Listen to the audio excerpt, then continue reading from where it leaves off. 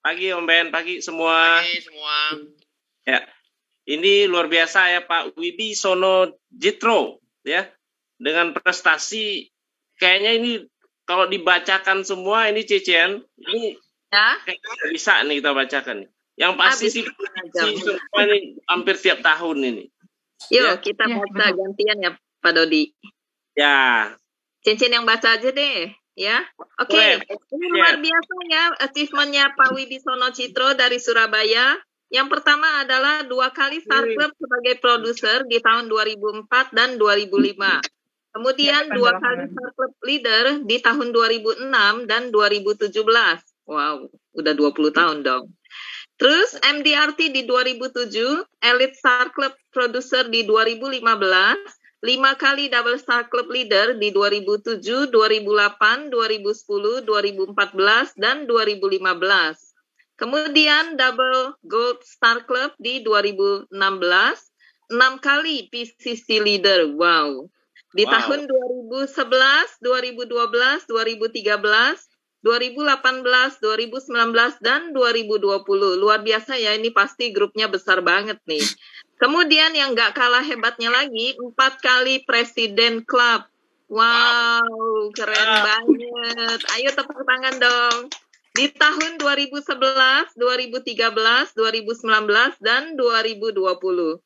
Dan yang gak kalah keren lagi, Runner Up Agency of the Year di tahun 2011. Kemudian Top Agency Leader Nasional di 2011. Owner KPM Trustee Agency di 2009 dan 2 kali Top Agency Director Jawa Timur di 2018 dan 2019 dan yang terakhir 1 kali Top Agency Director Nasional di 2019. Wow, hebat sekali. Ayo saya serahkan kepada Pak Dodi ya untuk acara berikutnya. Lagi kita akan serahkan corong ke Pak Wibisono Djitro. Silakan Pak Wibi. Ayo kita sambut dengan tepuk tangan. Welcome Wibi. Pagi bro. Pagi. Saya mau tanya ya, ini sinyal saya yang jelek atau saya dari tadi dengar kalian suaranya putus-putus? Saya bagus sinyalnya bagus. Clear. Ini saya ngomong putus-putus atau lancar? Clear. Bagus ya, wis. Sekeren orangnya. Oke teman-teman, selamat pagi ya. Thank you sudah dikasih kesempatan karena ini ngomongnya beban banget. Karena banyak yang senior, banyak yang sudah sesepuh, bahkan udah legend ya. Anda kalau mau cari kode legend 01, 02 ada semua di sini ya. Dan hari ini saya dapat giliran untuk sharing tentang closing big case, caranya gimana. Waktu saya berapa jam? 5 atau 8 jam? 9 jam. Ini mulai putus-putus. Unlimited. Banyak yang mau belajar nah. Saya dengarnya kontraknya gini dari Pak Dodi. Pak Wibi, kita punya kebiasaan on time jam 7, on time buyar juga jam 8. Jadi kalau Bapak lagi ngomong jam 8, pasti tiba-tiba udah buyar ini, udah leave semua. Oke, teman-teman agent, saya bicara buat kalian ya, bukan buat para leader. Karena kalau leader-leader di sini pasti udah senior-senior, udah hebat-hebat. Sebenarnya ilmu kita sama aja, cuman mungkin Anda bisa dapat satu inspirasi dari saya, mungkin ada 1-2 kalimat yang bisa dipakai, ya monggo ya. Oke, sebelum kita masuk ke closing big case, kita sekarang samakan dulu persepsinya antara saya dengan kalian. Apa sih closing big case? Ya, teman-teman, big case itu relatif. Ya, mungkin buat kelasnya Mary Chen, wah kalau closing 100 juta api itu sih kecil karena dia biasanya 1M misal. Atau mungkin ada juga yang kebiasaan closing 500 ribuan, begitu closing 3 juta, wah ini big case buat dia. Nah, jadi saya nggak bisa pakai angka big case itu relatif, tapi yang saya mau garis bawahi big case itu gini. Big case itu big menurut calon klien, itu saya lebih setuju. Artinya, ketika kita hari ini bahas tentang closing big case, kita mau belajar tentang bagaimana closing maksimal value. ya, maksimal value untuk si pembeli. Nah, jadi dari sini kita akan belajar bagaimana kita jualan yang benar itu bukan jualan berdasarkan budget, tetapi berdasarkan manfaat yang dia bisa dapatkan. Ya, itu yang kita samakan dulu. Nah, teman-teman, kita tahu bahwa hari ini kondisi pandemi gini, jujur ya, saya ngomong apa adanya ya. Di satu sisi memang penjualan itu ada perubahan gaya, betul ya? Dulu kita bisa follow up orang dengan gampang, face to face. Ya, mungkin ada yang bisa closing cuma berdasarkan sungkan. Betul ya? Bahkan yang lebih parah, mungkin nasabah ada yang kasihan sama kita, terus dia beli gitu loh. Tetapi satu hal yang saya tangkap zaman dulu ya, walaupun nasabah itu di awal beli kepada saya sebagai new agent zaman itu, ada unsur kasihan kek, ada unsur sungkan kek, saya nggak peduli. Kenapa? Karena saya fokus bahwa saya mengedukasi, menginformasikan dengan benar. Tentang alasan utama dia di awal mau sungkan atau kasihan, saya nggak peduli. Toh buktinya setelah itu kita bisa reselling, tambah, akhirnya ya dijumlah jadi banyak. Nah, nanti akan saya kasih tahu juga kenapa kok nasabah itu akhirnya bisa tambah terus. Nah, teman-teman, hari ini kita nggak bisa lakukan follow up seperti itu kan. Kita udah nggak bisa face to face lagi, nggak bisa ketemu bolak-balik sampai orang tuh jadi sungkan dan akhirnya beli, bener nggak? Nah, so hari ini ada cara yang berbeda. Tapi satu sisi teman-teman jangan khawatir, walaupun kita ini saat ini ada kelemahan di sisi ketemu itu susah, tetapi harus Anda sadari bahwa kepedulian orang terhadap punya polis itu begitu besar dibandingkan zaman dulu. Ya, kalau zaman dulu orang beli dianggap ini barang luxury, dianggap ini kalau udah terpenuhi semua, oke lah baru mikirin polis. Oh, hari ini enggak, teman-teman. Ada banyak orang hari ini sangat care, dia harus cepat punya polis. Nah, sekarang kita harus melihat dari sisi calon pembeli. Ada orang begitu royal, begitu kepingin beli, tapi ada juga beberapa orang kok tetap nggak mau beli ya. Anda bahkan udah ngasih tahu berkali-kali kok tetap nggak mau beli. Nah, apa penyebabnya? Nah, sekarang kita coba menjelajahi dulu isi kepalanya calon klien. Ya, ketika ada orang mau beli polis dengan gembira, ya bahkan waktu diantar medical itu sampai nasabah itu bisa ngomong gini, thank you loh Wibi sudah ditemenin. Wah, jadi nasabah itu bisa beli polis, bisa sampai enforce, itu dia seneng. Tahu nggak kenapa kok ada nasabah seperti itu? Karena bagi nasabah yang berpikir seperti ini, polis itu sebuah aset. Tetapi hari ini kalau Anda ketemu calon klien yang kok alot ya closing-nya, kok susah ya, dikasih tahu nggak ngerti-ngerti. Percayalah, isi kepala dia, polismu itu dianggap sebagai sebuah biaya. Oleh sebab itu, kalau kamu tahu responnya seperti itu, dalam arti gini, kamu melihat dia itu punya duit, kamu lihat dia itu punya kebutuhan, tapi kok nggak mau beli-beli ya? Oh, berarti hari ini Anda dapat info dari saya, kepala dia masih menganggap polis ini sebagai sebuah biaya. So, tugas Anda adalah bagaimana Anda bisa nge-switch pengertian biaya bisa menjadi sebuah aset. Ya, contohnya dari mana? Ya macam-macam lah. Contoh misalkan kalau kita bicara tentang hospital. Kenapa kita bicara ini sebagai aset? Coba Anda tanya ke calon klien Anda.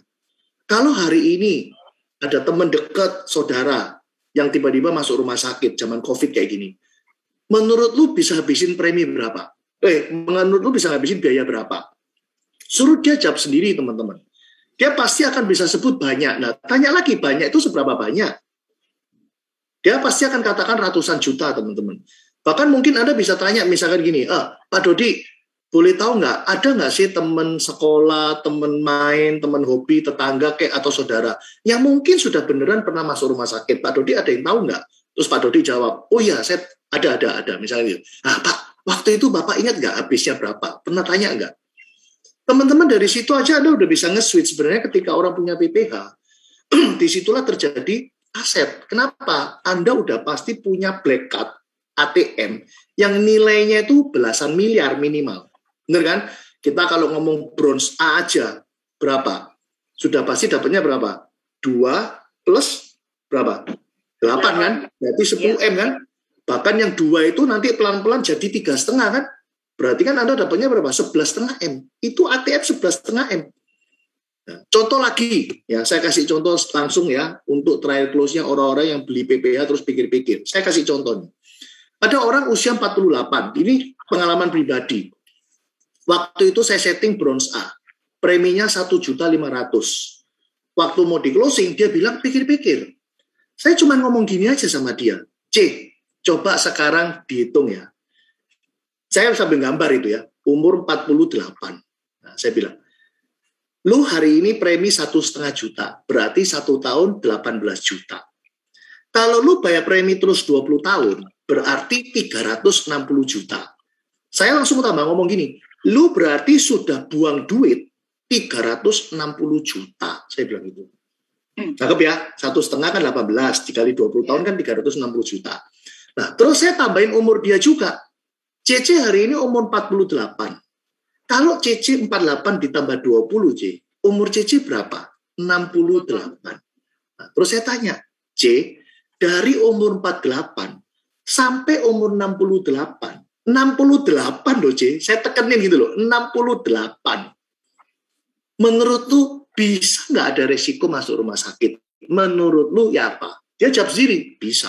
Nah, so pertanyaan kedua, dari 48 sampai 68, begitu masuk rumah sakit, bisa nggak keluarin duit total lebih dari 360 juta? Saya langsung ngomong gini, kalau lu jawab nggak mungkin 360 juta, lu nggak usah beli. Mulai sekarang, lu masukin aja duit di celengan, di tabungan. Ntar kalau ada apa-apa, lu pakai. Karena lu yakin nggak bakalan lebih 360. Tapi kalau lu hari ini bisa jawab di atas 360, ya berarti lu harus ambil sekarang. Jadi gimana menurut lu? Teman-teman langsung closing. Nah, ini contoh paling gampang. Ya. Kemudian yang kedua, misalkan Anda bicara tentang critical illness. Teman-teman, critical illness prudential kan dari dulu keren. Kerennya apa? Mau terdiagnosa, cair. Mau langsung meninggal, ya cair. Itu kan sudah membuktikan bahwa polis ini aset. Kenapa saya mengatakan aset?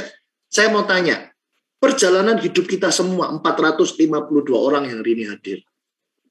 Apakah ada jalan yang lain kecuali kita ini hidup, yang satu menuju pintu maaf kematian, yang kedua menuju pintu maaf terdiagnosa kondisi kritis. Ada nggak pintu ketiga? Nggak ada. Setiap hari kita bangun tidur, doanya pun sama. Terima kasih Tuhan, hari ini masih sehat, hari ini panjang umur. Setuju nggak? Kenapa Anda harus berdoa seperti itu kalau Anda yakin pasti sehat? Loh, kalau yakin pasti sehat, pasti panjang umur, nggak usah doa bersyukur, terima kasih Tuhan buat kesehatan dan panjang umur hari ini, betul? So, hari ini kita sebenarnya menyadari alam bawah sadar kita, bahwa hidup ini hanya menuju 2 pintu. Satu pintu kematian, satu lagi pintu terdiagnosa. Dan hari ini, nah proposalmu kan critical illness kan, mau CCB kayak, mau PCP kayak, kan sama aja. Nah, Anda bisa tunjukin. Dari mana kita bisa tunjukin aset ya? Kamu tinggal tunjukin lah premi lu hari ini berapa. Kemudian critical illness yang tertulis di proposalmu berapa. Dari situ kan sudah kelihatan. Kalau value ini pasti cair, berarti kan aset. Sedangkan harga perolehannya cuma premi sekian. Mana ada kita beli aset senilai ini? Teman-teman, kalau kita beli aset di luar, kalau kita bayar tunai, 1:1, betul? Rumah 1 miliar, bayarnya tunai ya 1 miliar. Betul? Tapi kalau kita KPR, malah 1 M ya bayarnya bisa 1,7, 1,8, tergantung kan banknya mana, termnya berapa lama KPR-nya. Tapi nggak mungkin 1 M, cicil 1 M gitu loh. Tapi hari ini kita beli polis kita di CI maupun di life cover, nggak mungkin 1:1, selalu lebih murah. Nah, mungkin dari sini nasabah jadi paham bahwa ternyata, oh iya ini aset. Ngerti ya? Nah, teman-teman, kemudian cara kita untuk bisa membedah urutan komunikasi ya, ini saya kasih Anda konsep karena biasa saya ajarkan di tim saya, supaya Anda sebagai agent nggak loncat-loncat kalau ngobrol. Teman-teman, apalin aja ya, ini versi saya ya, kalau Anda punya leader, punya versi yang lain, ya Anda pakai leader Anda lah. Ini saya cuma berbagi ide. Saya selalu menggunakan rumus REMS, R-E-M-S. R itu review polis, E itu edukasi, M itu bikin masalah, S itu kasih solusi. Ini urutannya. Jadi ketika Anda mau ngobrol sama orang, Anda ingat R, review polis. Nah, Berarti Anda harus tanya, Pak Dodi, lu sampai sekarang sudah punya berapa polis? Itu caranya teman-teman. Anda yakini aja lah, semua orang di Indonesia kalau Anda tanya, Anda harus mulai dengan, lu sudah punya berapa polis? Karena pasti punya polis teman-teman. Jadi para agent, Anda jangan pernah Anda drop atau down cuman gara-gara ngomong, aduh, nasabah saya sudah punya 11 polis. Teman-teman, saya kasih Anda psikologisnya ini. Kalau ada orang bisa punya 11 polis, artinya dia pernah beli satu, ada agent lagi datang, beli kedua. Ada agent lagi datang, beli yang ketiga. So, kalau hari ini Anda orang yang mau ke-12, Anda langsung ngedown, percayalah, coba ditelepon lagi 3 bulan lagi, orang ini mungkin jawab polisnya 14. Orang ini berarti sudah hobi beli polis, kenapa Anda malah down? Kebalik. Anda justru kalau ketemu orang usia 40, orang kaya, produktif, kemudian dia bilang polisnya 0, wah itu Cik Lili aja yang maju belum tentu closing. Tahu nggak kenapa? Lah wong sioce, sio meme datang aja, sorry ya, langsung ditolak. Apalagi senior kita yang 007 ini ya toh. Cik Lili yang maju ya malah, aduh sorry ya, AI sorry nggak mau beli. Wih ngomongnya AI. minta dilempar rokok tuh orang ya. Nah teman-teman, ini psikologisnya supaya Anda pede. Ketika Anda sudah review polis, percayalah isi polis itu cuma ada 5 tok, nggak bakalan lebih dari 5. Ya, Anda bikin aja tabelnya. Ya, yang pertama Anda checking berapa jumlah UP jiwanya. Ya, UP jiwa ciri-cirinya di mana Pak? Gampang. Anda kalau mau lihat polis orang itu, cek aja dari halaman 1 sampai halaman 5. Ya, karena tiap asuransi kadang taruh di halaman 1. Kayak Prudential kan nggak di halaman 1 ya toh. Prudential kayaknya di halaman 3 atau 4 itu. Anda cek UP jiwa itu selalu kalau Anda urut dari atas, begitu ketemu angka UP, nilai rupiah gitu ya, nah itu pasti UP jiwa lah, pasti ditulis pertama. Yang kedua, Anda cek critical illness-nya ada berapa juta, berapa miliar gitu ya.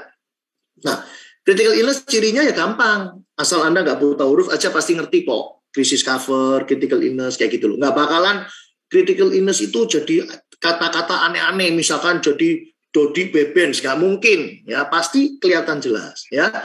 Yang ketiga, Anda cek ada hospitalnya apa enggak, ya ada hospitalnya apa enggak. Nah, hospital juga gampang kelihatan, biasanya kelihatan ada med-mednya atau ada nama plan-nya, plan apa gitu loh ya. Ya Anda bisa cek plan-nya itu isinya apa, on bill apa enggak, ya. Kemudian Anda bisa cek juga adanya cacat total tetap. Biasanya kelihatan ada tulisan disability. Kemudian yang terakhir, nggak terlalu penting juga, pembebasan premi, ya ada payer atau waiver. Nah, so teman-teman dari 5 ini ketika Anda review polis, sebenarnya Anda cuma mau ngecek 3 hal. Ya, cacat sama bebas premi Anda abaikan aja, nggak usah. Anda cek yang 3 aja, jumlah jiwa berapa, jumlah CI berapa, dan hospitalnya sudah ada apa enggak. Ya, teman-teman tujuan dari review ini apa sih? Gini loh. Review itu sama kayak orang itu ditelanjangi. Ya. Kalau orang sudah ditelanjangin, itu pasti kelihatan kelemahannya banyak. Ya, contoh gini ya, saya pernah ketemu Pak Beben. Ya, saya waktu lihat Pak Beben dari jauh, kayak binaragawan. Tapi pas itu lihat dari belakang, gitu ya. Pas giliran dari depan saya telanjangin, kan kelihatan tuh, oh Pak Beben, lu butuh ini. Sama kan, saya pun juga gitu, Anda semua juga sama. So review polis harus dilakukan, kenapa? Karena Anda menelanjangin calon klien. Nah, Pak Wibi, gimana kalau nasabah nggak mau direview, Pak? Nah, kalau Anda nggak ketemu orang nggak mau direview, Anda tinggal lempar problem aja dulu. Anda kayak gini, Pak Willy, pernah dengar nggak Pak, orang ribut-ribut sama asuransi?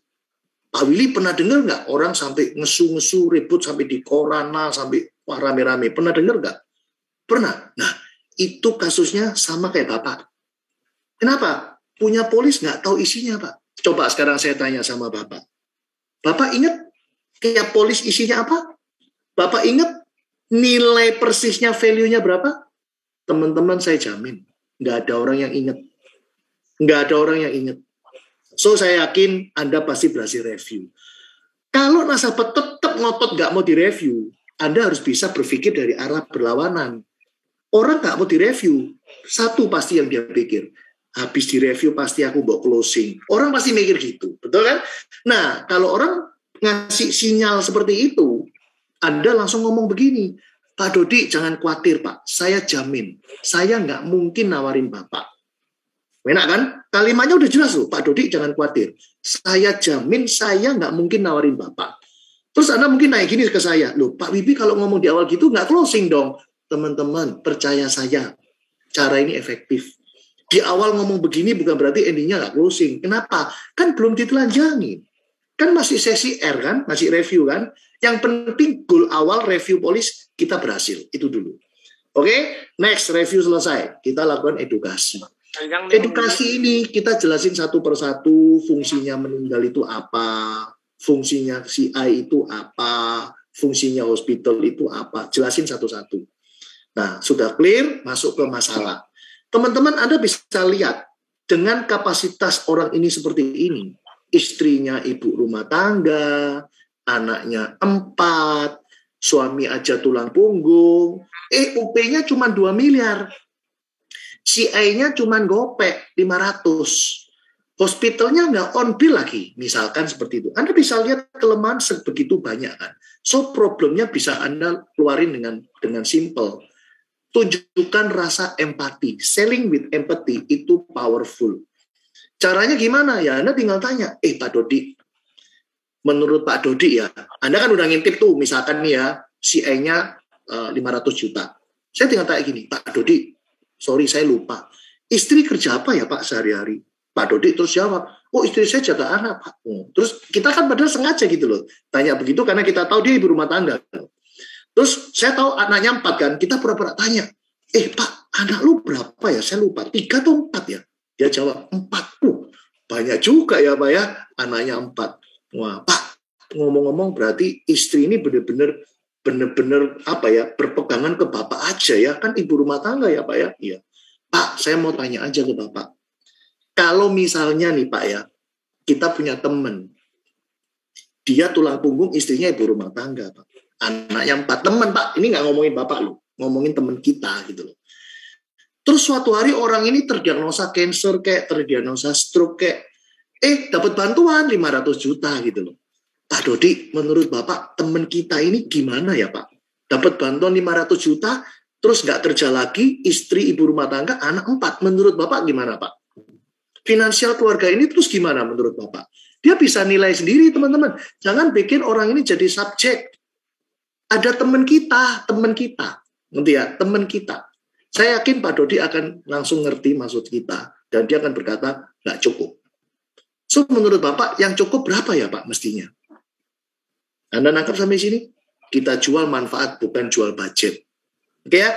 Kemudian kita kalau mau nyerang live-nya juga gampang gitu loh.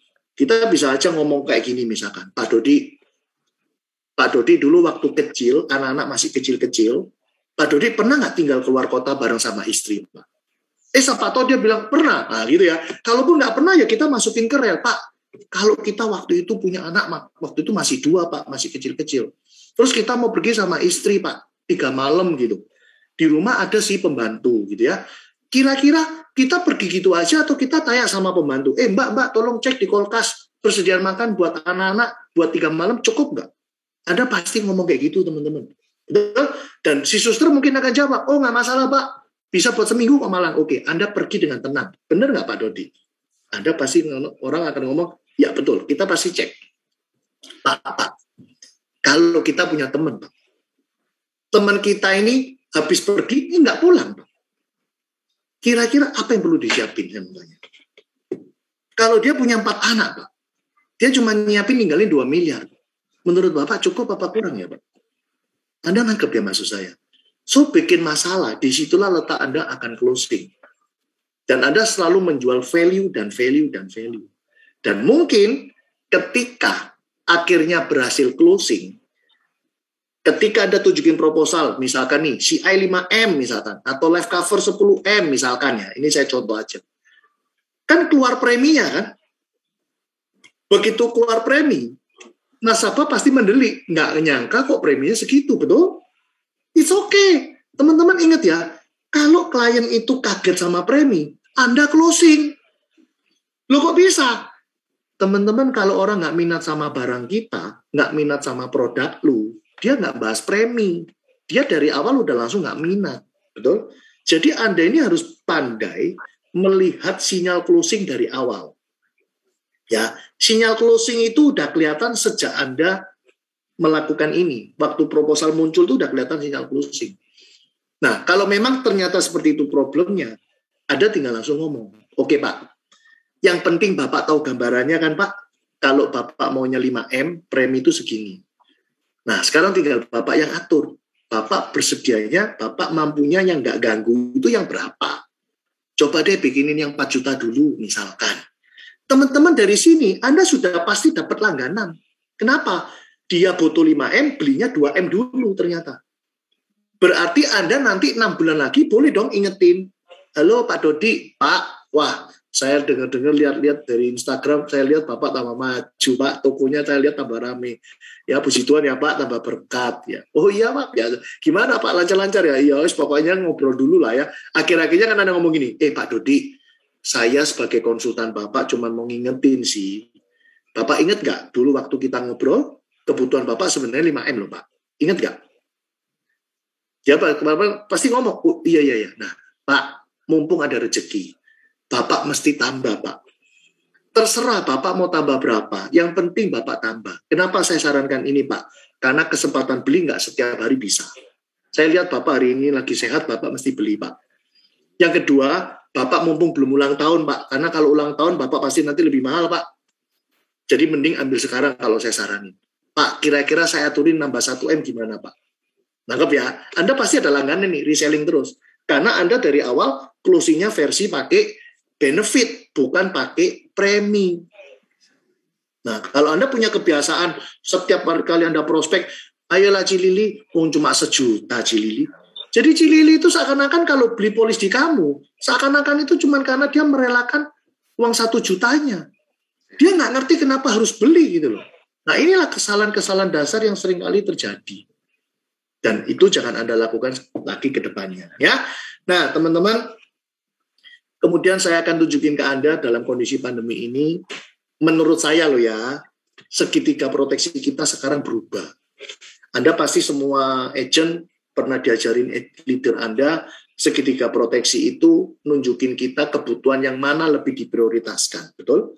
Yang pertama, kita pasti memprioritaskan orang beli hospital terlebih dahulu. Itu saya setuju sampai sekarang tetap sama. Kenapa? Karena masalah pertama kali orang sakit kayak itu mungkin di rumah sakit. Betul ya? Jadi Anda harus punya, dan rumah sakit sekarang itu mewahali amit-amit. Ya, saya lihat ada banyak rumah sakit yang aji mumpung. Ya, mumpung dibayari on bill, ngawur tok. Wis, ngawur ngaco. Tagihannya nggak karu-karuan ya. Dulu sebelum pandemi aja udah nggak karuan. Sekarang kena pandemi mungkin dokter juga melihat resiko dia juga sangat besar ya. Sehingga ya fee-nya agak berbeda zaman sekarang. Nah teman-teman, dulu setelah hospital, kita lihat kebutuhan yang kedua apa? Critical illness, betul ya? Setelah itu baru life cover. Kalau Anda mau ngikuti cara pandang saya, saat ini menurut saya yang paling penting setelah hospital adalah life cover, bukan critical illness. So kalau Anda hari ini berprofesi sebagai agent prudential, tujuan Anda closing bukan di uang, tujuan Anda closing bukan di API, tujuan Anda closing adalah membantu orang-orang yang Anda kenal, maka sebaiknya sosialisasikan dulu life cover daripada critical illness. Kenapa? Ada alasannya. Dulu, kenapa kok kita nomor 2 critical illness? Karena menurut data dari WHO, 92%, 9 dari 10 orang, manusia di dunia sebelum meninggal, itu pasti melalui jalur terdiagnosa. Betul ya? Jantung, kanker, stroke, kayak gitu-gitu kan, itu 9 dari 10. Dan data ini juga diperkuat oleh Profesor Dr. Marius Barnard. Orang ini dari Afrika Selatan, ya beberapa tahun yang lalu udah meninggal. Orang ini orang yang pertama kali di dunia melakukan transplantasi jantung. Dan orang ini juga orang yang menjadi bapaknya critical illness. Karena gara-gara dialah muncul rider critical illness. Ya, orang ini punya kisah sedih. Ya. Dia berkata, saya itu pernah ditawari sama sebuah majalah, koran gitu ya, newspaper. Dia dibayar 1 juta US dollar zaman itu loh teman-teman. Hanya untuk diizinkan mengabadikan kejadian dia melakukan transplantasi jantung. Kenapa dia sedih? Karena ada banyak orang meninggal di dunia di luar sana. Karena dia belum sempat dioperasi ataupun diapa-apain. Kenapa? Karena tidak ada dana untuk critical illness. Anda mesti tahu ya, zaman orang ini ngomong belum ada PPH teman-teman, belum ada hospital on pill. Zaman dulu kan ya kayak perumet-perumet gitu kan. Nah, oleh sebab itu setuju banget. Critical illness digunakan untuk income protection, betul? Karena begitu orang jantung kanker stroke, income-nya akan hilang. Tapi hari ini, orang kehilangan income bukan karena jantung kanker stroke. Orang kehilangan income karena pandemi. Ada yang dipecat, ada yang kehilangan restorannya, ada yang gajinya dipotong separuh. So, bukan karena jantung kanker stroke, tapi karena pandemi. Tetapi, berkat adanya pandemi, tingkat kematian itu begitu tinggi. Begitu tinggi, luar biasa tingginya. Dan itu sangat menyedihkan sekali. Kalau kita melihat, dari 3 manfaat ini, hospital, CI, dan life cover, premi termurah dengan benefit terbesar, itu justru ada di life cover. Hari ini beli life cover, issue, besok sudah berfungsi, nggak ada masa tunggu. Kita memang tetap waspada. Ya, kita memang tetap prokes, minum vitamin, jaga segalanya. Ya, tetapi kenyataan ada banyak orang yang hari ini sudah vaksin 2 kali pun, ya kalau pas apes, ya bisa aja dia game over juga. So menurut saya kebutuhan yang kedua adalah life cover. Nah, supaya Anda bisa ngerti tentang life cover yang saya maksud, saya asumsikan masyarakat kita, orang-orang yang di sekitar Anda, itu ada 3 segmen.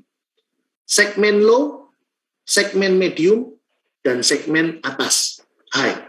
Oke ya? Low, medium, high. Teman-teman, setiap segmen itu ketika beli life cover, Anda harus bisa mengarahkan tujuannya kemana dia beli. Sekali lagi, tujuannya kemana.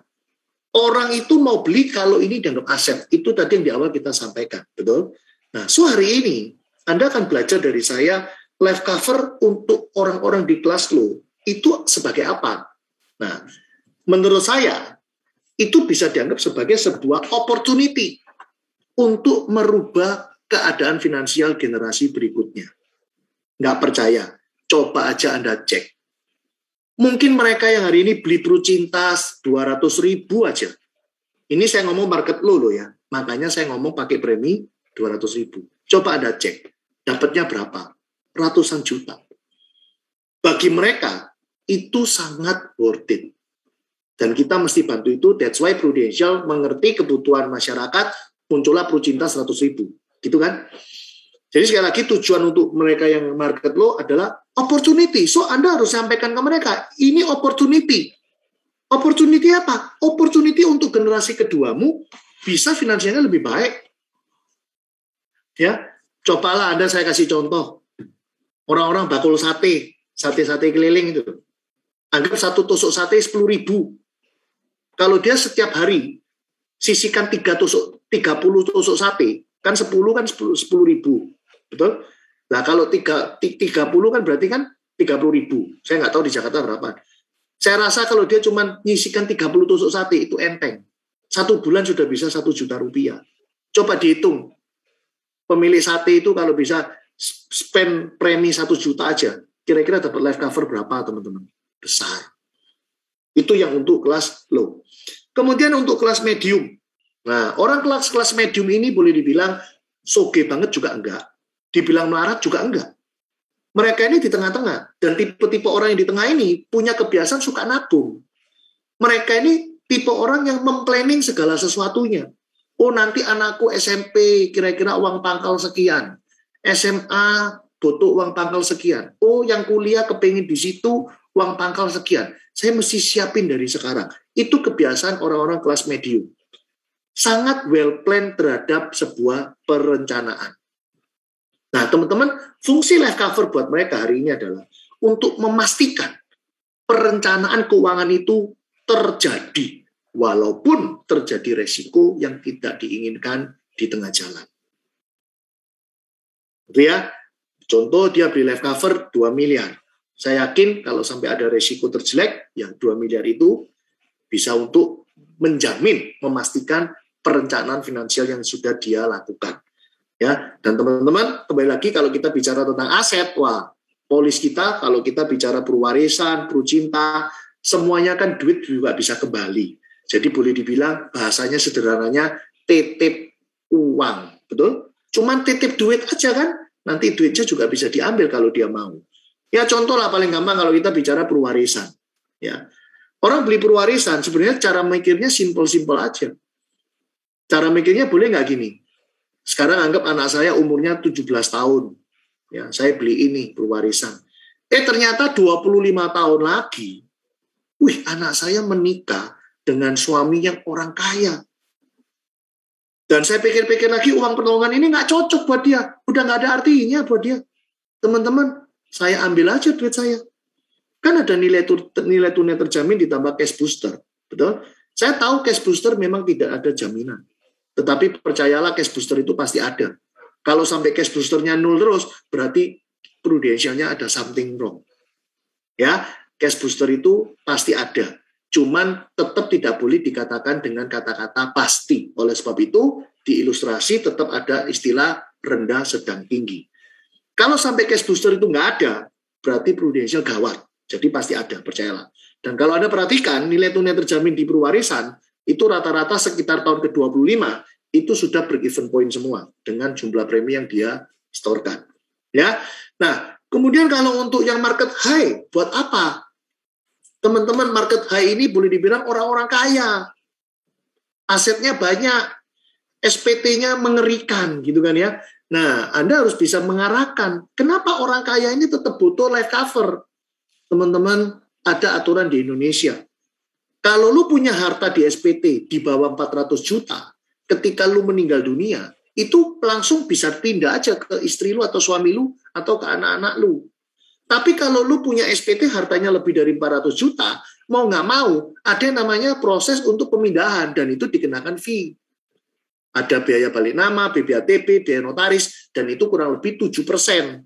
Jadi kalau misalkan dia punya aset 100 miliar, berarti dengan kata lain, dia kudu nyiapin dana tunai sebesar 7 miliar. Nah, sekarang saya mau tanya, Anda kan udah belajar nih, kira-kira untuk menciptakan UP 7 miliar, apakah perlu bayar uang 7 miliar? Loh kan nggak perlu. Lah, bodoh-bodohan kalau dia memang menyediakan uang tunai di deposito 7 miliar, saya kelola aja deh. Saya coba bikinin UP 7M. Nggak mungkin pakai duit 7M, betul? So, dari situ kan dia sudah lebih menghemat. Dengan kata lain, tujuan untuk orang high level adalah yang pertama, tax saving. Menghemat pajak. Ya, pajak untuk waris tadi itu loh. Ya, untuk pemindahannya. Ya. Kemudian, untuk menciptakan kekayaan, wealth creation. Saya mau tanya, orang kaya mana yang nggak mau tambah lebih kaya? Teman-teman, salah satu instrumen investasi terbaik di dunia adalah polis asuransi jiwa. Sekali lagi, salah satu instrumen terbaik, salah satu investasi terbaik di dunia adalah asuransi jiwa. Kenapa? Satu, karena leverage-nya sangat tinggi. Leverage-nya sangat tinggi. Yang kedua, karena hari ini lu beli, value dari investasi itu sudah ada real hari ini juga. Tetapi kalau Anda berinvestasi apapun, tanah, rumah, apartemen, nilai investasinya belum terprediksi. Siapa bilang pasti cuan? Coba sekarang saya tanya, orang-orang yang hari ini punya tanah di Bali, hancur nggak harta mereka di Bali? Hancur. Dropnya nggak main-main. Ya, yang mungkin nilainya 10 miliar, hari ini ditawar orang 3 miliar loh. Nggak main-main. So, nggak ada jaminan. Tetapi kalau Anda beli asuransi jiwa, nilai investasinya hari ini udah muncul. Tinggal nggak tahu mau kapan itu direalisasikan. Betul? Kemudian yang lain lagi apa? Orang kaya selalu memberikan warisan-warisan. Teman-teman, UP jiwa itu warisan yang paling disukai oleh penerima. Kenapa? Saya mau tanya sekarang. Anda 499 orang ini hari ini jadi anak saya misalkan. Ya, terus saya hari ini lagi ngajak kamu di sebuah pemandangan tanah gitu, terus saya tanya gini, kamu milih tak beli no tanah ini 10 miliar, atau kamu tak transfer duit 10 miliar, kamu pilih mana? Teman-teman, Anda pasti pilih ditransfer 10 miliar. Kenapa? Satu, tanah di depan ini belum tentu kamu mau pakai. Kamu nggak mau pakai, kamu mau jual, jualnya susah. Udah gitu minta tolong marketing lagi, ntar dipotong fee lagi. Kalau lu butuh cepet, lu mesti turunin dari harga market. Turunin 30% lah. Belum pajak penjualan lagi dan seterusnya. Betul? Sometimes kita ini jadi orang yang mau ngasih warisan. Kita ini yang seneng beliin ini buat dia, padahal yang dikasih belum tentu senang. Belum tentu senang, benar nggak? Gimana pun juga orang lebih suka yang nggak repot-repot, nggak berbenturan dengan pajak. Kenapa? Karena UP jiwa, polis itu tidak dikenakan pajak. Kenapa? Karena bukan objek pajak. Selama lo ya, dengan catatan lo ya, polis itu ditulis di dalam SPT. Kalau polis itu nggak ditulis di SPT ya kena pajak lagi waktu pencairan. Ya, jadi jangan lupa selalu masukkan polis-polis itu ke dalam SPT. Betul ya? So teman-teman, boleh dibilang UP jiwa buat orang high level itu sangat luar biasa. Fungsinya banyak. Anda harus sesuaikan pola pikir yang saya ngomong ini, nggak cocok kalau yang ini ngomong sama orang yang kelas medium. Ya, buru-buru ngomongin tentang warisan, buru-buru ngomongin tentang tax saving, hartanya aja nggak ada. Benar nggak? Nah, ini cocoknya sama yang high level. Kayak gitu ya. So, teman-teman, itu yang bisa saya sampaikan ke Anda tentang UP jiwa.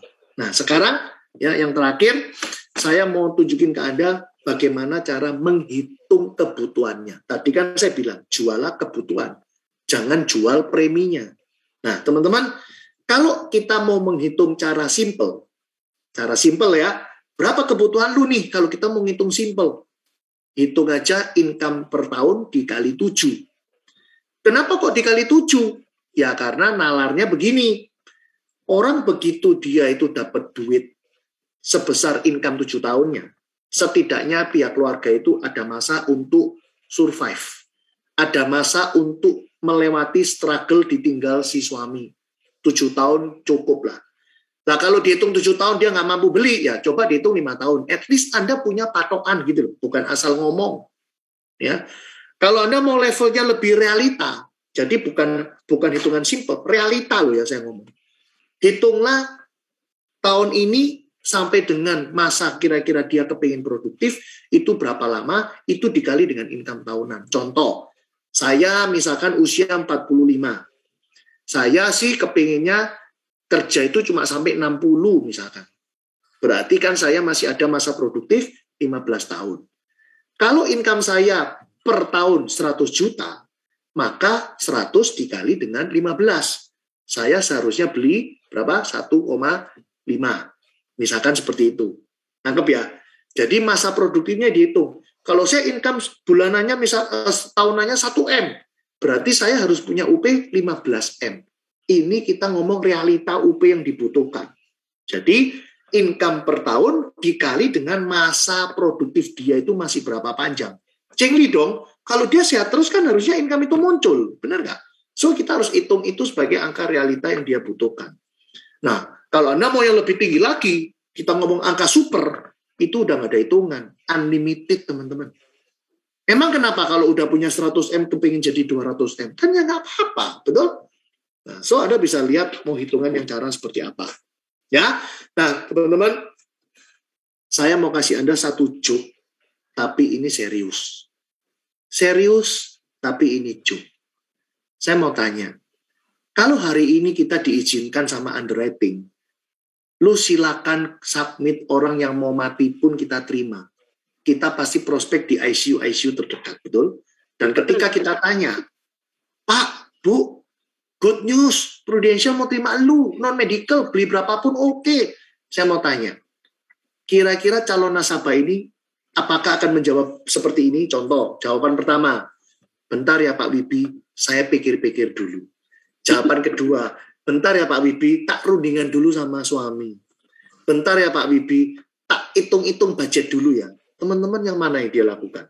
Dia pasti akan keluarin semua yang dia bisa beli, dia beli. Apa artinya? Ketika orang itu sudah kepepet, tahu di ujung tanduk, if tomorrow never comes, katanya Ronan Keating, dia pasti beli UP jiwa sebesar-besarnya. So lucu banget gak sih? Di satu sisi kita ini tiap pagi berdoa, Tuhan terima kasih, hari ini saya masih sehat, hari ini saya panjang umur. Tapi di satu sisi disuruh beli UP minime piro. Lucu nggak sih? Satu sisi bilang lagi, I love my family. Satu sisi bilang, I love you. Tapi satu sisi disuruh beli UP jiwa, pikir-pikir dulu. So teman-teman nggak cocok, betul nggak sih? So ini Anda bisa tunjukin ke calon klien. Mungkin dengan kalimat sederhana. Kalau Anda ngomong dengan cara yang benar, orang nggak tersinggung. Contoh ya, saya ngomong gini, Ci Lili, sorry ya, apa yang aku mau sampaikan sebentar lagi ini agak nggak enak di telinga lu. Tapi mending gue fair sama lu. Karena ini demi kebaikan lu sih. Daripada gue ngomong yang enak-enak di depan lu, ntar suatu hari lu marah-marah sama aku. Kenapa kok aku nggak ngasih tahu? Boleh ya? Apa? Lu mau ngomong apa? Nah, orang pasti nggak ngamuk teman-teman kalau Anda ngomong itu dahulu di depan. Ya. Nah, kemudian trik terakhir. Karena saya barusan dijapri sama Pak Pepen. Udah mau deket jam 8, ya cepetan buyar gitu. Ya. Trik terakhir teman-teman. Enggak bercanda. Saya dari tadi bercanda aja. Teman-teman, trik terakhir ya, kalau Anda punya calon nasabah yang sudah tua-tua, ya, umurnya udah tua-tua, deket-deket ya, pokoknya udah 60 ke atas lah. Anda ada kemungkinan besar bisa dengan mudah closing big case. Nah, tanda kutip big case dari PPH ditambah dengan UP jiwa. Kenapa demikian? Teman-teman, coba kita gunakan nalar kita ya. Ada orang beli PPH, beli, bayar, tiba-tiba kesandung mati. Bisa nggak? Bisa kan? Bayar, tiba-tiba heart attack waktu tidur, meninggal. Bisa kan? So, maksud saya ngomong apa ini? Ternyata bisa loh, PPH itu nggak jadi aset. Ternyata bisa loh, PPH itu cuma sebuah biaya. Setuju? So, hari ini kita akan belajar bagaimana PPH itu tidak akan berkemungkinan menjadi biaya. Caranya apa? Kombinasikan dengan UP jiwa. Kalau kita bicara orang sudah usia dekat 70, ya kita nggak ada omongan tentang lu nyumpai orang mau mati, enggak. Teman-teman, meninggal itu misterius. Betul? Orang 20, 25, 30, 35, 40, 45, 50, 55, 60, 65 semua bisa beresiko. Tetapi kita tahu, realize bahwa mau nggak mau, ya hidup ini ada batasnya. Betul? Saya kasih contoh dari pengalaman saya sendiri aja. Ya, sebagai contoh supaya Anda paham maksud saya. Mama saya usia sekarang 71 tahun. Saya waktu beliin mama saya PPH, ya waktu itu umur 69. Oke? Teman-teman, saya mikir cuma begini aja. Kalau saya beliin mama saya premi 5 juta, usia 69 waktu itu. Kemudian saya bayar selama 20 tahun. Berarti saya berarti keluarin duit 1,2 M. Betul ya? 69 tambah 20, 89. Saya sih berdoa mama saya sehat terus. Tetapi saya mikir simple. Kalau saya beli UP mama saya 1,2 sampai 1,5, so pola pikir saya ketika nanti nggak minta, sudah waktunya Tuhan panggil mama saya, maka premi yang saya buang di PPH itu akan kembali lagi karena pencairan dari UP. So pola pikir saya ketika saya membelikan UP jiwa di mama saya, bukan cari warisan, tapi saya anggap itu sebuah pengalian premi. Dari premi yang saya buang di PPH akan saya dapat lagi lewat pencairan UP jiwa. Pola pikir ini bisa kamu sampaikan ke siapa? Ke para anak-anak yang hari ini membelikan yang membelikan PPH kepada orang tua. Ada banyak orang tua hari ini nggak mampu beli, anak-anaknya harus urunan bayarin premi. Saya pernah punya ada pengalaman, semoga ini bisa menjadi satu storytelling yang bagus buat kalian. Anaknya ada 3, preminya harusnya 3 juta buat mama. Ya, mamanya saya kebetulan kenal karena nasabah saya. Ketika saya ajak beli PPH, mamanya nggak mampu beli, ya tapi kepengin banget gitu loh. Nah akhirnya saya kenal salah satu anaknya karena juga nasabah saya. Akhirnya saya voice note. Ya, kalau saya telepon, saya pasti dipedot teman-teman. Paling enak itu voice note. Kenapa? Kita ngomong satu arah, orang mau nggak mau dengerin, benar? Nah voice note saya cuma ngomong gini waktu itu. Ya, anggap aja nama anaknya Marley gitu ya. Ini kebetulan kelihatan Marley. Saya cuma ngomong gini. Halo, Marley, saya mau infoin sesuatu ya. Ini tentang mamamu, aku bilang. Mama ini udah aku siapin proposal untuk PPH, Hospital on Bill. Preminya 3 juta. Ya, kelebihan dari proposal ini, ketika nggak minta ada kejadian masuk rumah sakit, lu nggak usah pusing, semua di cover sama Prudential. No limit, saya bilang itu. Unlimited. Kenapa saya ngomong unlimited? Masa bisa habis sih teman-teman? 15 miliar itu ya apa mau habisnya gitu loh. Nah, terus saya bilang gini sama dia. Saya mau tanya dulu ya. Kalau sampai mama ini masuk rumah sakit, saya kepengen tahu, kalian ini cuek atau kalian ikut bayari? Kalau kalian jawabannya cuek, kamu boleh tutup voice note ini. Tapi kalau kalian jawab, kalian pasti akan bantu, secara finansial pasti akan ikut, kamu dengerin kelanjutan voice note ini. So, saya cuma ngomong sama dia. Kamu lebih rela mana? Hari ini urunan bertiga 1 jutaan, tapi begitu ada problem sama mama, kalian nggak perlu pusing sama sekali. Atau, kalian nggak usah beliin mama, tapi begitu mama ada resiko, siap-siap satu orang keluar 300-500 juta ya. Lu boleh pilih ambil yang mana. Teman-teman nggak lama anaknya ini CWA saya, ya udah aku bikinin aja. Ya, malamnya mamanya thank you sama saya. Wibi, kamu ngomong apa sama Marli? Kok tiba-tiba anak-anak nawarin aku buka polis? Wah, luar biasa nggak? So, teman-teman, itu yang saya maksud ketika Anda bisa closing dengan cara menjual manfaatnya. Ya, oke, thank you. Pas 19.52, nggak kena denda saya. Cilili sudah ngeliatin saya terus ini dari tadi. Tak buyar-buyar. Luar biasa, thank you bro. Mantap. Nah, mau lanjut pertanyaan? Masih ada waktu 8 menit. Moderator bisa pilih pertanyaannya yang mana? Iya, kita tepuk tangan dulu ya untuk Pak Wibi yang luar biasa sharingnya. Thank you bro. Ya. Para senior tadi kalau saya ajak guyonan jangan ngambek loh ya.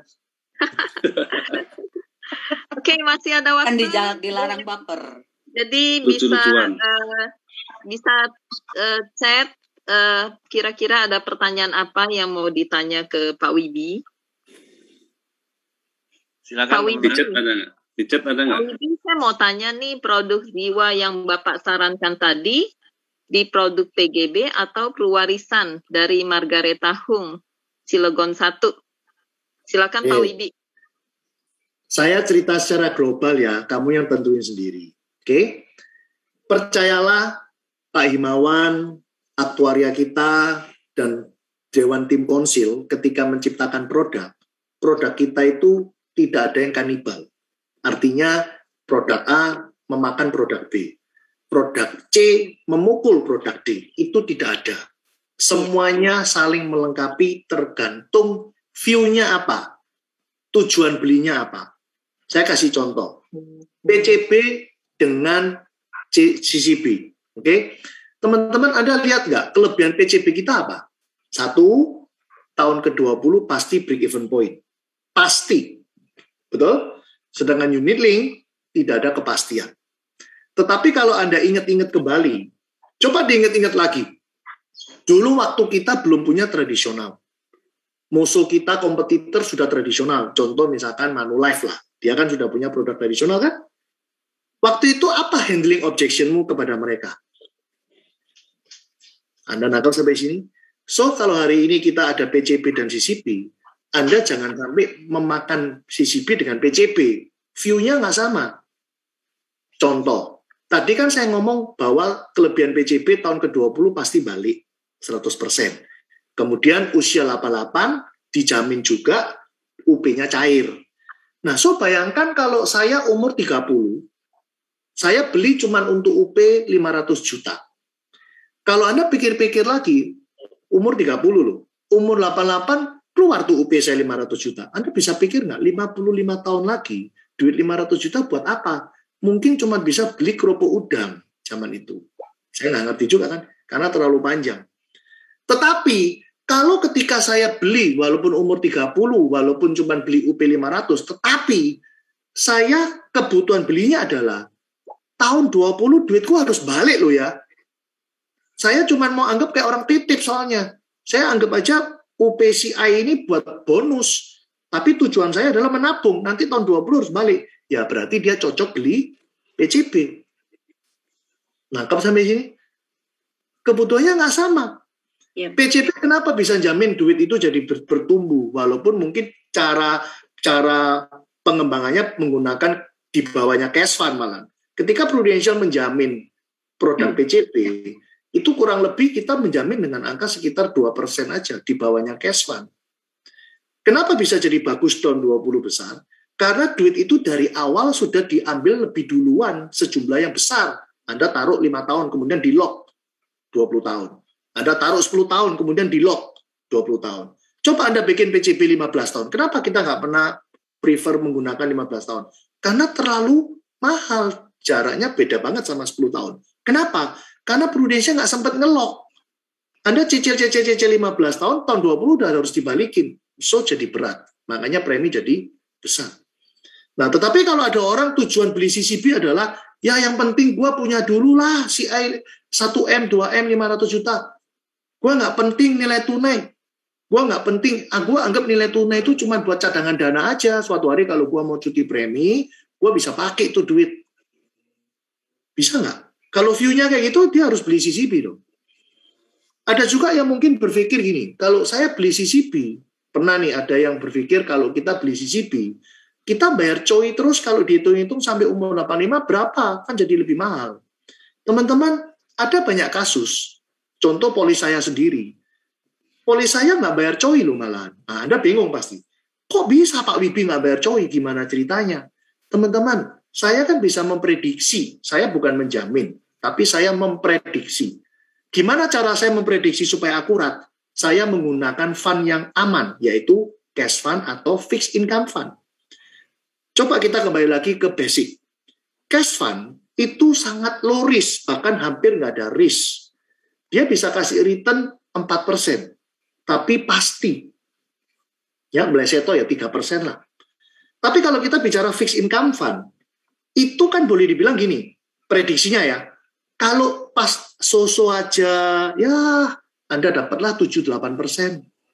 Kalau pas apesnya fixed income fund, Anda mungkin bisa dapat 3-4%. Ya mirip jadi kayak cash fund lagi. Tapi kalau Anda hoki, bisa jadi tahun itu fixed income fund 10-11-12% loh. Kita udah nggak bahas managed fund sama equity, jangan. Udah nggak bisa dipakai untuk memprediksi. Tapi kalau Anda mau memprediksi cash fund atau fixed income fund, itu masih reliable banget. Masih bisa banget.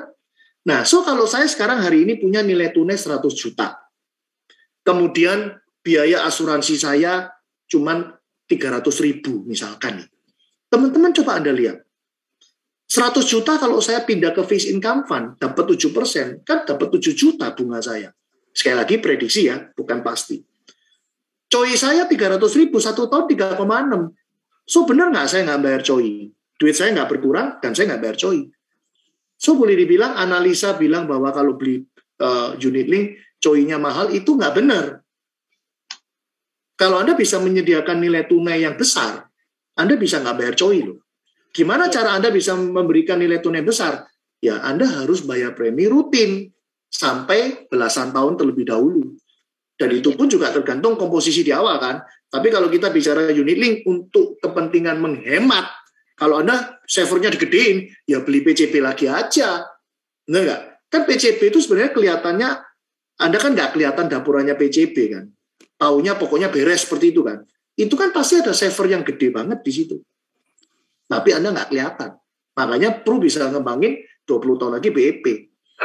Jadi Anda perlu banget mengerti kinerja fund, definisi fund kita itu apa, kemudian kenyataannya dia bisa capai seperti apa. Kita bisa memprediksi kok cukup akurat antara cash fund dan fixed income fund itu. Jadi menurut saya baik tradisional maupun unit link itu the best keduanya. Tergantung tujuan belinya apa, alasan waktu beli itu apa, paham ya? Dan Anda harus tahu, kelebihan dari unit link sekali lagi yang tidak pernah bisa dipunyai oleh tradisional adalah fleksibilitasnya. Fleksibel dalam hal apa? Bayar premi. Sometimes bisa cuti kalau pas apes ada gangguan ekonomi. Fleksibel yang kedua selain bisa cuti apa? bisa gonta-ganti manfaat. Itu juga keren kan? Betul kan? Nah, so bagi saya sekali lagi, jangan bingung tradisional apa unit link, tetapi lihat dulu tujuan orang beli itu apa. Nah, yang saya khawatirkan adalah Anda tidak melakukan fact finding dengan fair, tapi Anda mengarahkan nasabah ke tempat yang kamu inginkan. Ini yang seringkali terjadi kesalahan. Loh Pak Wibi, gimana cara saya bisa tahu Pak? Loh ya kamu tanya dulu toh karakter dia apa. Anda bisa tanya dulu kan sama dia. Lu mau yang kayak apa? Kalau lu mau murah ya unit link. Tapi ingat loh, nilai tunai nggak bisa dipastiin. Nilai tunai bukan untuk diambilin. Karena nilai tunai adalah untuk cadangan dana ketika lu melakukan cuti premi, proteksi tetap jalan. Dan lu bisa aja coy gratis selama nilai tunai, kalau saya prediksi 5-7% lebih tinggi daripada coy tahunan. Tapi kalau lu sangat peduli banget, tahun 20 harus balik. Duit harus oto tahun 20, nggak mau tahu, harus balik. Ya udah lu pasti beli tradisional lah. Nah itu contohnya seperti itu. Anggap ya.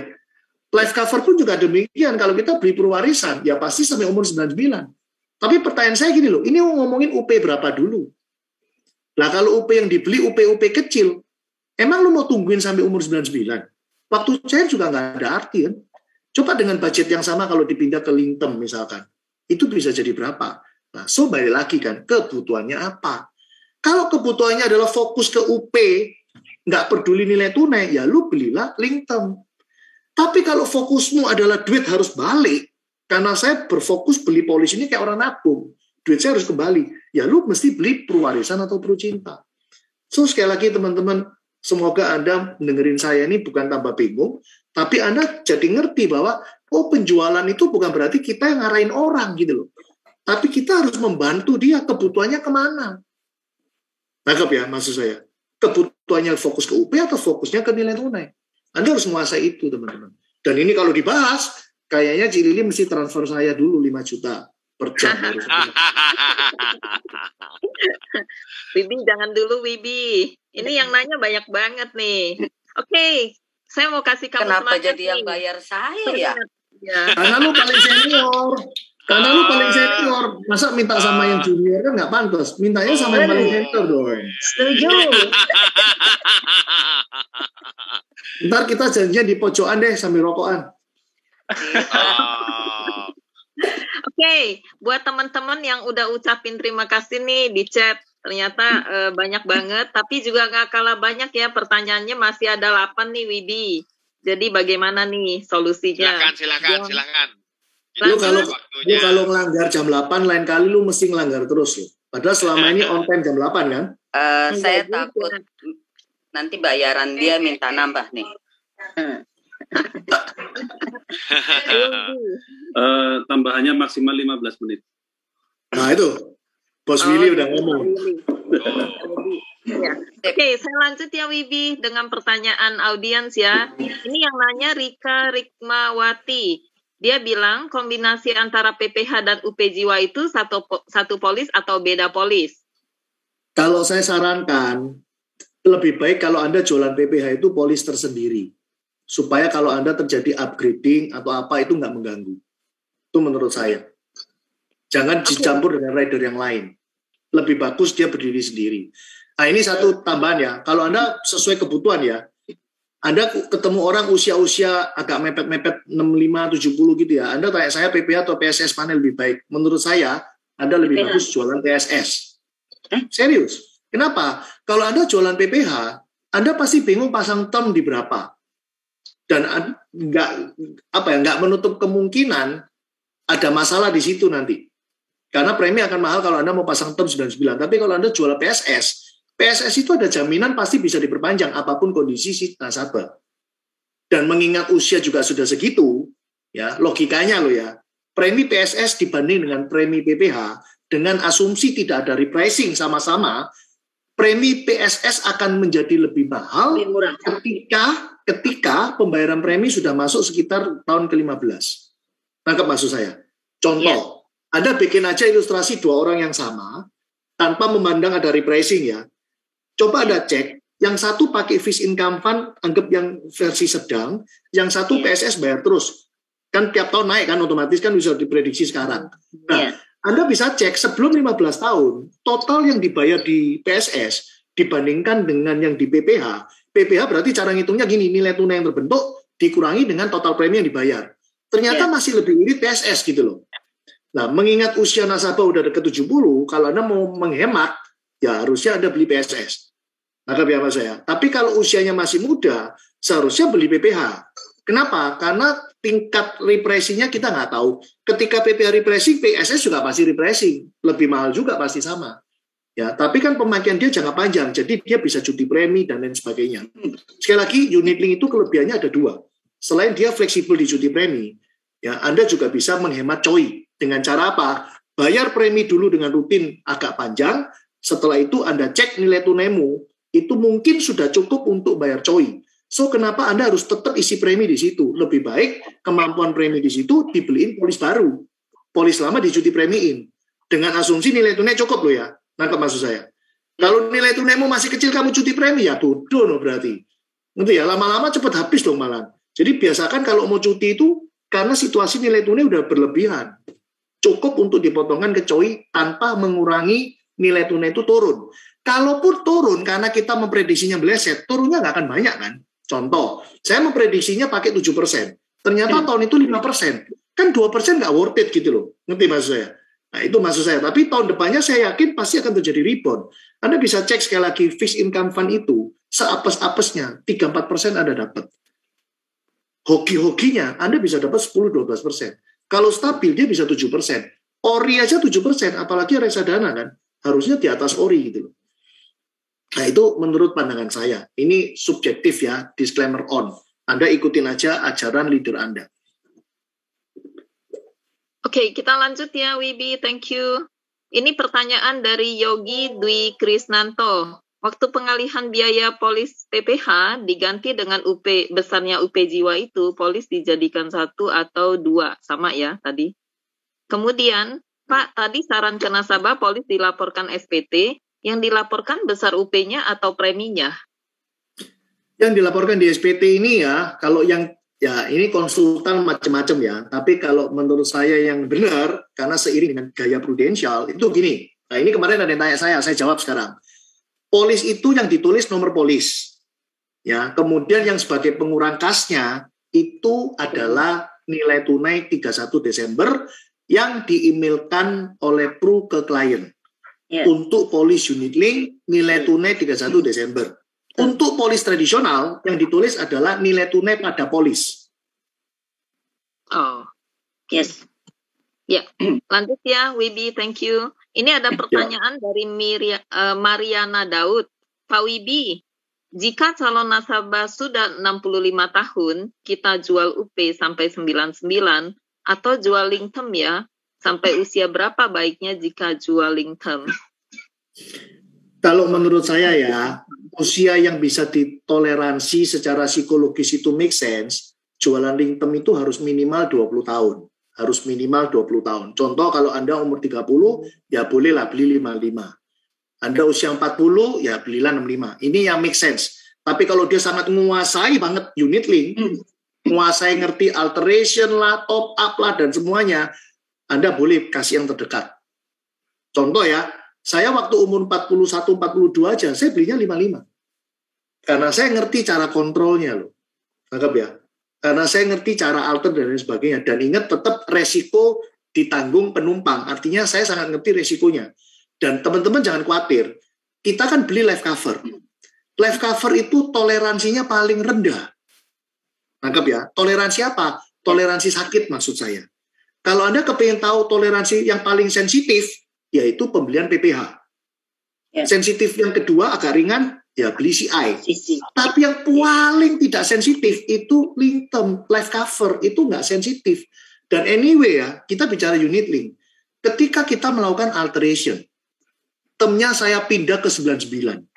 Memang benar premi saya waktu itu langsung naik. Tetapi COI saya kan tetap sama. Betul? Karena value-nya sama. Nah, terus apa yang kita bisa lakukan? Teman-teman, ambil aja fasilitas cuti premi.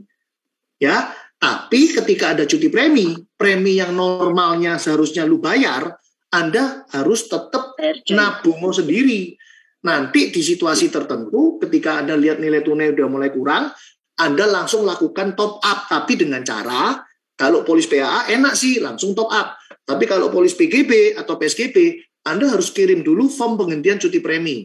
Supaya cuti premi 2 tahun itu hanya tertagih 1 bulan di bulan itu. Nah, duit yang tadi kamu kumpulin sendiri itu, tinggal kamu masukin 1 buat bayar premi yang di bulan itu 1 kali yang udah naik. Nah, sisanya Anda boleh top up. Jadi, tetap aman, nggak masalah. Nah, Anda harus menguasai tentang ini ya. Saya nggak ngerti Anda menguasai apa enggak. Contoh, premi normal saya 2 juta nih. Waktu saya alter ke 99, preminya naik nih, misalkan jadi 8 juta. Kan saya nggak perlu bayar, nggak apa-apa kan? Yes. Tapi kan tetap berubah jadi 99. Nah, setelah saya berubah, 2 jutanya ini harus saya kumpulin sendiri supaya nggak kaget gitu loh suatu hari. Kumpulin nih, misalkan ya, kumpulinnya 4 tahun nih misalkan. 24 dikali 4 tahun, berarti kurang lebih cepek teo. Nah, ketika hari itu saya mau setorin cepek teonya, caranya adalah kirim form pengalihan cuti premi.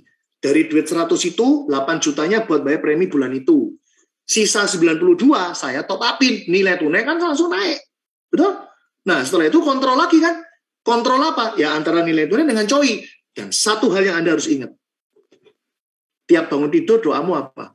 Tuhan, terima kasih hari ini saya tetap hidup. Apa artinya? Kita nggak ngerti kapan risiko itu terjadi. So, kita sampai mau kumpulin nilai tunai segitu besar itu sebenarnya mau buat apa? Tujuan saya kumpulin nilai tunai cuma 1. Ketika saya cuti, jangan sampai dia tergerus. Itu aja. Tapi ketika udah aman, saya nggak akan bayar premi di situ terus. Kenapa? Kalaupun saya punya kelebihan budget di situ, saya akan bikin polis yang baru karena dapat manfaat yang baru, value yang baru, aset saya bertambah. Itu cara kontrol unitnya yang bagus. Oke, kita lanjut ke pertanyaan berikut ya. Dari Ria HR, Pak Wibi saya mau tanya, kalau misalnya ada canas yang mau beli UP besar, tadinya dia yang tanya sendiri untuk dibuatkan, tapi sekarang saat saya follow up, sepertinya dia menghindar. Boleh minta tolong saran Bapak? Kalau masalah follow up itu ya, sebenarnya nggak ada ilmunya. Kenapa? Karena gini loh, orang beli itu cuma karena dia lagi happy dan dia suka sama kita. Itu kunci closing. Orang lagi happy, dia suka sama kita. Betul ya? So, gimana caramu bisa tetap approach, tapi dengan elegance. Nggak terkesan nguber-nguber kayak Anda tukang tagih. Ya. So, gimana caranya? Ya, mungkin kalau dia main medsos, Anda bisa coba-coba sapa. Dia pasang story, layak untuk dikomen, komen lah. Pasang status WA yang lucu, komen lah. Dan waktu follow up, Anda nggak perlu ngomongin prudensial, teman-teman. Kenapa? Percayalah, orang udah hafal kalau lu orang prudensial. Jadi ngobrol aja santai, lihat ada momen nggak untuk bisa masuk. Kalau ternyata waktu follow up itu nggak ada momen sama sekali, ya Anda jangan memulai. Percayalah, follow up yang benar itu cuma begitu aja. Anda cukup muncul aja di hidup dia. Nah, mungkin sesekali Anda bisa sharing dengan foto, Anda bantu orang klaim, Anda bisa broadcast. Ya, kesannya Anda pengumuman doang gitu loh. Kita kan nggak ngerti momennya kapan faktor X itu muncul, dan tiba-tiba dia tanya, oh ya Wibi, itu tempo hari yang kemarin. Orang bisa gitu loh. Atau mungkin dia lagi dideketin agent lain dan dia ingat kita. Dia akan tanya, Wibi, aku barusan tanya orang gini ya. Menurut lu gimana? Dia bisa closing sama kita. Kuncinya sekali lagi, orang lagi happy, orang suka sama kita, closing lebih gampang. Nah, gimana kita tahu bisa tahu bahwa hari ini dia lagi happy? Ya, Anda harus coba-coba muncul di hidup dia dengan cara menyapa-menyapa. Dan jadilah orang yang menyenangkan, bukan yang jadi orang yang annoying gitu loh. Yang nguber-nguber kayak orang kesetanan. Hindari itu. Saya tertarik sama pertanyaan yang terakhir ini ya, kayaknya masih banyak yang nggak ngerti. Teman-teman, kalau Anda tanya sama saya, hari ini pakai fund apa unit link? Cash fund, fixed fund, atau equity? Sekali lagi saya tegesin, ini saya subjektif ya, disclaimer on. Kita sudah nggak mungkin pakai managed fund ataupun pakai equity fund. Kenapa? Ya. Alasannya apa? Karena gini, equity fund itu kayak roller coaster. Udah nggak kayak zaman dulu 2000 sampai tahun 2012. Udah nggak zaman kayak gitu. Anda harus tahu bahwa penarikan biaya asuransi itu setiap bulan. Coba bayangkan kalau dia pas ditarik, pas waktunya pas turun. Pas ditarik, pas waktunya pas turun. Hancur pasti. Nah, kalau dulu kita bisa ngomong ke nasabah, pas turun kan untung, kita lagi setor, kita dapat unit banyak. Yes, benar. Kalau nggak lama rebound. Lah masalahnya nggak ribon-ribon 4 tahun, nggak ribon 6 tahun. Lah gimana mau bagus, betul? Tambah hancur, nilai-nilai nggak kebentuk-kebentuk, terus kapan mau cuti premi, bener nggak? Itu pilihannya cuma 2, cash fund atau fixed income fund. Kalau Anda tipe yang sangat pesimis, takut pol, ya jual lo pakai cash fund. Karena pasti bisa diprediksi, akurasinya 99,9%, 4% lu dapat. Tetapi kalau Anda memilih fixed income fund, sekali lagi saya udah ngomong, seapes-apesnya kita pakai fixed income fund, lu bisa dapat 3-4%. Itu apes. Kalau kondisi lu hoki, tahun itu bagus, lu bisa 10-12% lu. Tapi kalau biasa-biasa aja, normally, fixed income fund itu bisa kasih 7%.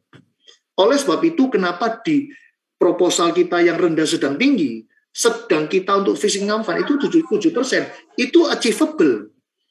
Kalaupun tahun itu meleset 6 atau 5 atau 4, kan bisa juga tahun depannya 8, 9, dan 10. Kalau di average secara long term, itu masih achievable banget proposal itu. Itu menurut saya.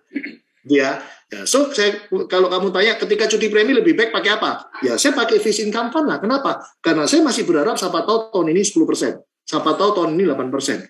Tapi kalau saya taruh aja di cash fund, berarti saya udah pesimis, udah pasti mikir 4% aja lah, maunya aman. Saya nggak mau kayak gitu. Nah, kembali lagi ke karakter orang. Seperti itu. Ya, sekali lagi unit link memang nggak pasti, tapi bisa diprediksi berdasarkan fund-nya. Dan tingkat prediksinya kan Anda juga bisa mencapai lebih tinggi ke 100 ketika Anda memilihnya ke fund apa. Nah kalau Anda milihnya fixed income fund tapi nebaknya ke PI tinggi terus, ya itu ngawur namanya. Tapi kalau Anda nebak fixed income fund tapi ke PI-nya di sedang, itu achievable, nggak masalah. Ya, oke. Lanjut ya Wibi. Ini pertanyaan dari Suharni Lubis. Tapi menurut saya tadi kamu udah jawab sih. Jadi kita skip aja ya. Minta maaf nih, saya skip. Kemudian pertanyaan dari Lily. Thanks for share Ko Wibi. Kondisi pandemik seperti sekarang di mana kita memiliki keterbatasan untuk ketemu nasabah, bagaimana prospek tanpa tatap muka tapi tetap bisa membuka pikiran nasabah? Kira-kira apa yang di-share ke nasabah? Apakah ada video atau flyer-flyer yang kita kirim ke nasabah? Terima kasih. Ini pertanyaanmu melebar ya dari topik closing big case ya, tetapi saya akan tetap jawab. Dibalik dari kalimat, dibalik dari topik kita hari ini closing big case, kita kalau back to basic, kita tujuan di Prudential mau ngapain sih? Itu dulu. Kita di Prudential mau jadi penjual asuransi atau kita mau berbisnis agency director? Anda mau jadi AD, cetak banyak AD, Anda pensiun, Anda punya passive income, punya kerajaan bisnis. Itulah back to basic tujuan Anda di Prudential. Makanya kan nggak sama. Nggak relevan pertanyaanmu ini dengan topik yang diberikan ke saya. Kalau topiknya closing big case, harusnya pertanyaannya nggak ini. Tapi kalau kamu tanya, saya jawab. Kondisi pandemi hari ini memang mengerucut ke kondisi di mana kita bisa closing orang kalau ada kedekatan. Zaman dulu, nggak terlalu dekat pun bisa jadi dekat. Kenapa? Follow up bolak-balik. Didatengin bolak-balik. Betul? Hari gini, lu datengin orang bolak-balik, bisa dilempar sandal. Betul? Kenapa? Takut. Bener nggak? So, mau nggak mau, teman-teman, Anda harus ubah strategi. Kalau memang Anda merasa bahwa orang-orang yang kamu dekat itu udah mulai habis, Anda harus banting setir untuk mulai melakukan perekrutan. Kalau perekrutan nggak perlu hubungan dekat. Kenapa? Karena zaman sekarang semua orang juga lagi cari peluang bisnis. Satu-satunya bisnis yang tidak beresiko, saya bukan ngomong resiko modal sekarang, karena kalau itu Anda udah tahu. Sekarang yang lagi hot adalah tidak beresiko kena COVID. Loh kok bisa? Karena lu stay at home 100% pun lu bisa rekrut orang. Dan orang itu juga pasti punya kedekatan lagi yang bisa menghasilkan API sehingga berkontribusi bisa mensupport Anda menjadi AAD. Yang AAD pun akan menjadi AD dan seterusnya. Jadi pakailah strategi tahu diri. Kalau memang market untuk closing udah mulai habis, mulailah berpikir untuk banting setir ke rekrut. Nah, kan topiknya jadi melenceng toh. Karena topiknya closing big case, kenapa ngomongin tentang rekrut, bangun tim, akhirnya meleset. Itu yang bisa saya jawab. Jadi jangan paksain situasi yang memang nggak bisa lu menangkan. Lebih baik ubah strategi. Karena sekali lagi kita join di Prudential bukan bercita-cita jadi penjual asuransi. Tapi cita-cita kita adalah menjadi AD, punya banyak AD, dan punya kerajaan bisnis di Prudential. Betul? Yes.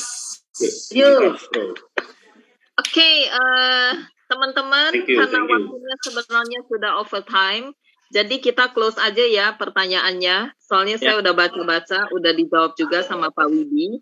Ya, sebelum kita close, ayo kita sama-sama buka mic kita, terus kita tepuk tangan dan kita bilang thank you Pak Widi.